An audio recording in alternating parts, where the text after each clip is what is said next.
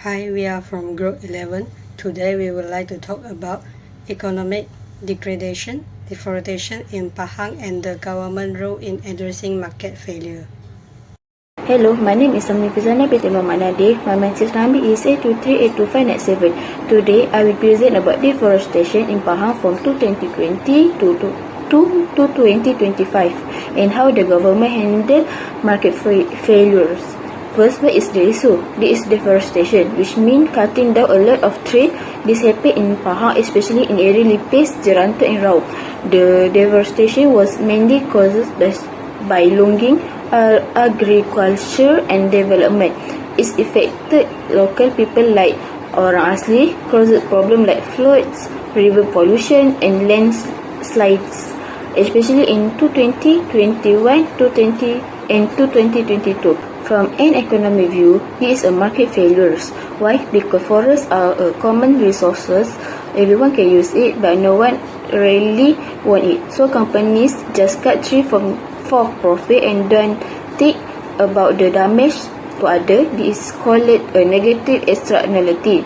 So what should the government do? They can control this problem by making rules, giving punishment, and giving reward for protecting forests. In this report, we will look at what the government has done and whether it is work or not. Between 2020 and 2025, deforestation in Pahang was driven by several overlapping factors. Firstly, the issue of the common resource problem means that forests were shared by everyone, but protected by no one and leading to the overuse and long-term degradation.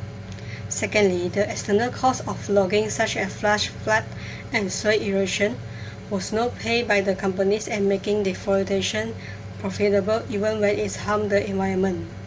In addition, a significant gap between private and social costs existed as weak enforcement allowed illegal or unsustainable logging to continue. Furthermore, the government's failure to monitor forest activity and manage timber export allowed business to harvest trees without proper control. The lack of clearly defined property rights in forest areas also made it easier for businesses to operate without accountability. Moreover, imperfect information among both the public and decision makers leads to the expansion of palm oil plantation without concern for biodiversity or long-term environment balance. Lastly, weak enforcement and corruption allow forest law to be ignored and let market failure continue unchecked. These combined factors demonstrate that when markets fail to protect natural resources, both stronger government intervention and public awareness are needed. I will talk about the 3.0 social impact of deforestation in Pahang from 2020 to 2025. When forests are destroyed, the soil becomes wet and flood happens more often. People in places like Bentong and Lipis lost their homes and clean water. The orang asli also suffer because they lost their traditional land and ways of life. Logging companies often ignore them. Animals and plants die, and this causes a loss of biodiversity. But the logging company does not pay for this damage. This is called a negative externality. Many rural people lost jobs, especially in ecotourism and farming, but companies still make a big profit. This is a sign of market failure.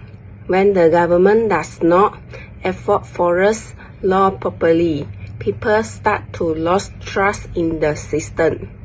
If this continues, future generations will suffer more because the environment may not recover. Thank you.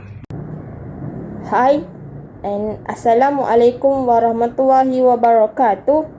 My name is Fatin Najwa binti Karim. My metric number is A23A1694. Today, I want to present about the impacts of economy of deforestation in Pahang. The economic impacts of deforestation in Pahang are multifaceted, encompassing the short-term benefits derived from plantation development, the financial mismanagement and underperformance of this initiative, the broader economic risk posed to the state's sustainability, and the substantial environmental costs that inevitably translate into significant long-term economic losses. That's all from me. Thank you. Lastly, we will go over the Pahang State Government strategy in addressing deforestation and market failure from 2020 until now. The first is sustainable forest management, where the government has implemented the Pahang State Forest Management Plan as stated by the Pahang State Forestry Department. To implement the sustainable forest, the government only focuses on sustainable timber production, forest protection, and responsible resource planning. Plus strategy, which targets the drivers of deforestation. A statement issued by My Forest Fund claims that this approach can increase transparency and ecosystem resilience. The third, the main initiative by carrying out the Central Forest Point Project and the Compensatory Forest Plantation Program, which was stated by the Forestry Department Peninsula Malaysia and Awang in 2020. The fourth is market-based instruments, where environmental taxes and subsidy will be imposed and the provision of public goods for protected areas and research facility as outlined in the Global Media Journal and Twitter chats. The fifth is regulatory measure with enforcement of environmental laws, carbon pricing mechanism, and enhanced transparency and accountability in land use decision as outlined in the ASEA Foundation in 2023, Mugabe in 2022, and EOS in 2022. The sixth is the ongoing challenge. Continued deforestation has been linked to political interests and weak transparency and accountability of land use government as outlined by the Pulitzer Center in 2022 and Mugabe in 2022. The lastly is the conclusion with progress being made in forest management and market corrections, and its success dependent on stronger transparency, accountability, and enforcement as outlined in My Forest Fund and Twitter chats.